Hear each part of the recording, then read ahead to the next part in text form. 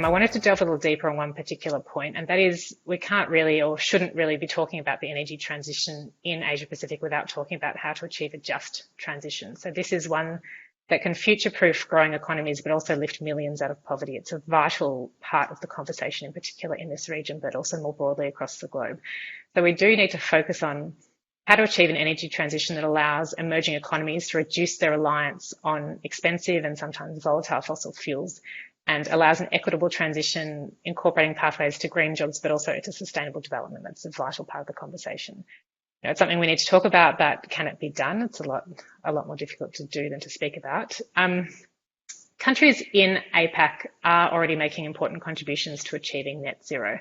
Many of the world's top 10 emitting countries, so namely China, India, Indonesia, Japan, and South Korea, are located here in Asia Pacific. Australia, Malaysia, and Thailand are also in the top 25 emitters. Each of these countries has a target or at least an ambition to achieve net zero, some by 2050, so that is Australia, Japan, Malaysia, and South Korea. By 2060 is China and Indonesia, and 2070 is India and Thailand. But when you take a step back and look more broadly at the outcomes of COP26 that Danielle was talking about just a little bit earlier, many of the targets of developed economies in particular are still lacking in credibility. This is especially important as a challenge for already developed countries within the Asia Pacific region.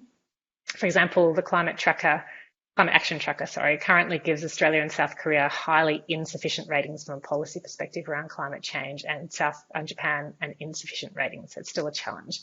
Many of the country pledges more globally can still only be described as plans for plans rather than actual targets.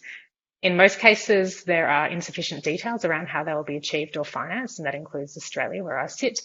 There's also too much reliance on as yet unproven or undeveloped technologies. And the vast majority of the pledged emissions reductions, including across the APAC region, scheduled to take place well after 2030. This is clearly a problem. So unless you think that emerging markets will be able to completely decarbonise by 2050, then the rich nations really must decarbonise a lot faster to keep the 1.5 degree target a realistic possibility. It's really the only way to get the maths to add up. So looking at this, it's clear that in order to achieve this just transition that I've been talking about, rich countries have to transition a lot faster, compensate for the likely and also justifiably slower pace of poorer countries or economies. So for example, recently at COP26, India was one of several countries that pushed for the dilution of commitments around coal from the language around phasing out to phasing down. And this did cause quite an outcry in many areas of the world. However, like many other developing countries in this region and also outside this region, India needs to combine sustainability goals with the even more urgent need to reduce poverty and also to raise living standards.